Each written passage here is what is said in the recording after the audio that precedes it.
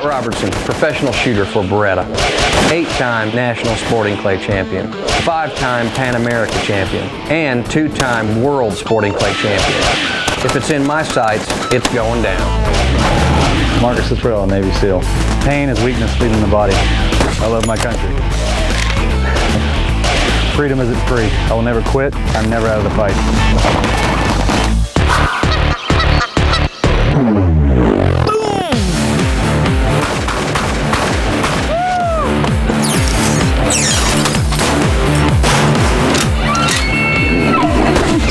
I can't believe he outshot me. Of course I did. I'm a sniper. Hook You Up Outfitters is located on the island of Molokai, which is in the middle of the Hawaiian Islands. I've been excited for this hunt for about a year now. A good friend of mine, Dana Bowman, many of you might remember him. He was on season 2 with us. Dana is like one of the most networking kind of guys you'll ever meet. He actually put Sonny and I together and said, hey, you guys need to go do a show on Hawaii. And when he actually brought up the idea, I didn't even know that you could hunt on Hawaii. Or any of the islands for that matter. We actually have no season here on Molokai. If you got a private rancher that will give you a pass to go hunting, you can hunt pretty much all year round. They've got axis deer, they've got mouflon, they've got hog hunting. You know, there's a lot of stuff to do.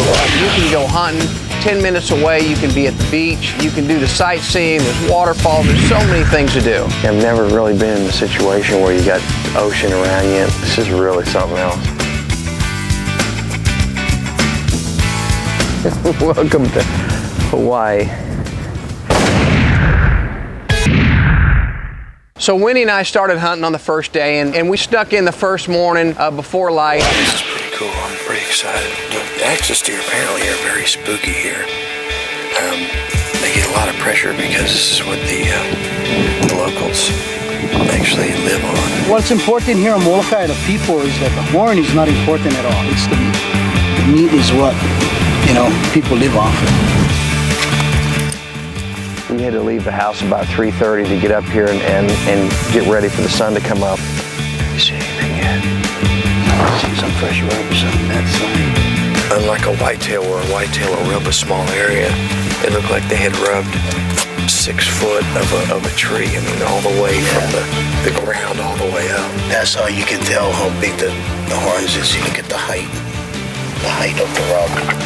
Yeah, this is our first morning here, and the sun's just coming up. And if I didn't know any better, I'd think I'm in West Texas. I mean, these trees look like mesquite. You got red dirt everywhere, and everything's pretty dry, a lot drier than I expected it to be.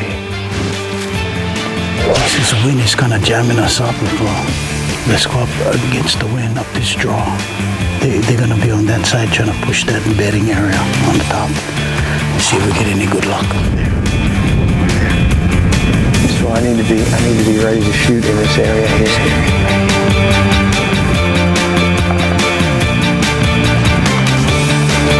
Is this an old bridge that we're sitting on? It's an old railroad. Railroad. I like where we're at though. I mean, this is the only elevated area we've really found. It's a lot thicker and a lot tougher than I had imagined. You know, this is the real deal. I mean, this is a lot like hunting South Texas in the brush country. Trying to get everybody on it and getting a shot in this thick brush is tough. And you know, it's a little more difficult than I expected it to be. Is it rally cap time? It's not quite rally cap time, but almost. By this afternoon, if we don't get on it, we may have to consider it. Yeah, I think this is it. There's at least 5 bucks, and I'm gonna say 2 or 3 of them are shooters. After a very frustrating start to the hunt, Scott and Des decided to take the hunt to the deer instead of waiting for something to happen. The animals have already pushed down in the lower country, so the plan is now to try and get down there and see if we can find them down bedded or down in the thick trees or the water. A few minutes of daylight remaining, Scott came across a small group of axis deer that were bedded down. Yeah, I got about a half an hour worth of light, so I'm gonna keep going. Head this way. Yeah, axis deer is a very, very hard animal to hunt. Their eyes are very, very sharp.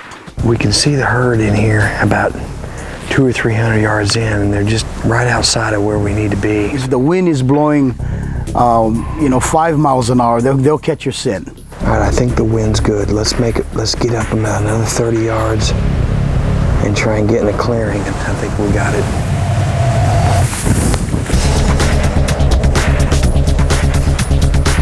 Yeah, that might be the big boy that's kind of bedded down there, just in that low area. I think what I want to do is just ease up about 10 or 15 yards and get a rest in one of these trees.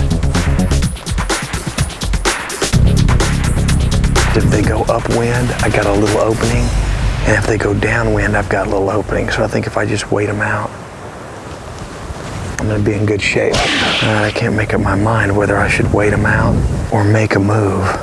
I'm gonna say 2 or 3 of them are shooters. One of them's broke off on one side. The front one just bedded down. Yeah, I think this is it. There's at least 5 bucks, and I'm gonna try and move over and put these trees over here on the right between us.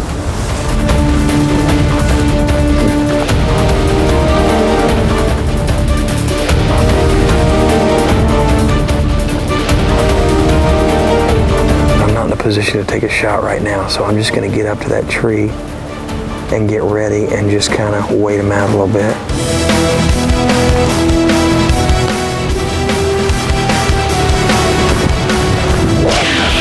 Really super wide. They got dark horns, a lot darker than we'd have back in Texas. There they go. I got them. And just behind that brush where we can't really get a shot. I had a pretty good shot at the lead buck, but I don't think he was the biggest one. There was one back in the herd, and I just didn't get the shot I was looking for. Problem I have is there's about 5 bucks in there, and by the time you figure out which one you want to shoot, they're just not giving me much time. We finally decide, you know what? We just need to try a good old-fashioned Midwest deer push. The game drive is one of the most ancient of all hunting methods. On a deer drive, drivers, or pushers as they are often called, attempt to move the deer out of heavy cover towards a known escape route where the shooter is posted in hope of getting off his shot at a passing trophy. So the second afternoon, Winnie and I set up kind of on the highest area that we could find. And so we figured, if they push them and they come up this canyon, there was an area about 175 yards where we could get a good clear shot. I have no idea if they're going to come up the right or the left side. The guys pushed them over here. They all busted out, and I think they're about to come up this draw. Okay, go down there.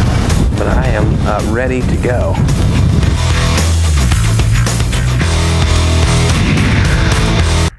After getting their butts thoroughly kicked by the axis deer, Sonny and Des decided a deer drive was in order. The second day, we kind of set up to do some deer drives. Sonny and Des got some other people to help, and they came out and we started driving these deer. Yeah, we do a lot of pushing, call it. We put it pushing the gulches to get the deer out. If you want to get a nice trophy out, you need to look at the whole herd, because you just don't know where they are most of the time.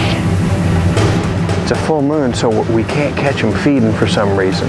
They're feeding at night, and they're off the top mesa where they normally hunt them. And so we're either trying to get them in transition, or we're just coming to the bedding area and having to kind of push them a little bit, like a Midwest hunt. Could be another opportunity like the one last night. I'm going to go ahead and take it. I mean, I've been trying to hold out for we've seen 2 really good heavy wide ones. In fact, I saw him last night when I turned down that first one, and he was at the back of the herd. That's the one I'm wanting to shoot. We spotted the herd in another canyon. We're going to try and get up here and get a shot at them. These things they're just beating me to death this weekend. All right, let's do it.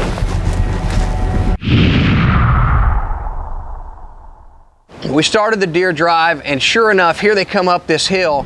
And the first group had about 50 deer in it. Sometimes the bucks are hiding behind, you know, all of the younger bucks and the younger does. So sometimes a deer drive can single out the big bucks. Well, they came up the hill and got about 100 yards from us and just kind of wadded up in one big ball. And there really wasn't anything you could do. I mean, I was trying to pick out the bucks, but they were all wadded up. There was no way to take a shot. Then they busted out and continued on. And there was no way stopping them. Gosh dang it. That was nuts. They came by, about 40 of them, 50 yards away.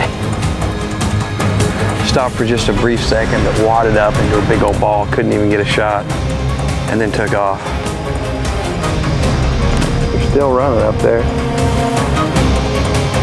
These access are just going full bore the whole time. Once they start running, I mean, they are kicking it in their afterburners and they are getting it down the road. And boy, once they do that, it is hard to get them to stop and hard to get a sight on them. And we had thought, man, we lost our chance. It's going to take us a couple hours to regroup and figure it out. Just about then, here came another herd of about 50 more. And we thought, holy moly, here they come. And so, you know, a lot of times when you're whitetail hunting, you can give them a little, you know, and kind of stop them. I remember that Des was making some funny sounds. He stopped and holler at him. Yeah. Make a doe sound. And you just take them off. And so I gave them the old Gomer Pyle hooty hoo, hoo, hoo. And sure enough, they stopped on a dime. Well, the big buck that I was wanting to take a shot at, he stopped right behind a tree. And I was looking through the scope and there was just no place for me to thread one through the tree. And I just like, you know, it's just not a good shot. He started to go again. I gave him a hooty hoo, hooty hoo. And I was already set up on him because he had just moved about 10 foot.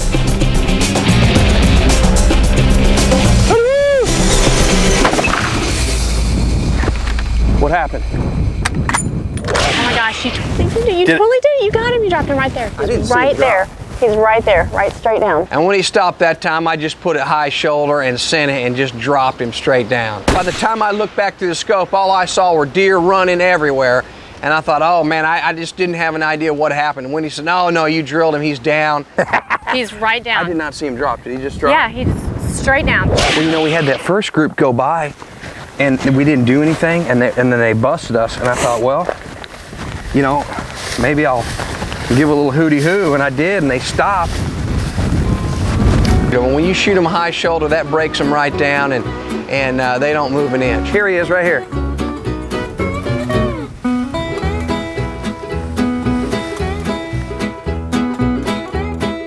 That is a nice island access right there.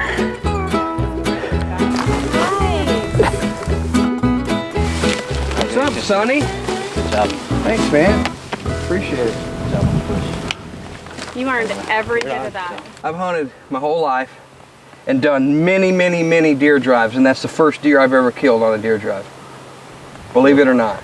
We try to spot and stalk these guys, but sometimes, you know, the wind is blowing and, you know, it's not in our favor. So sometimes the best is to try to drive the deer out of the thick and see if we can get them that way.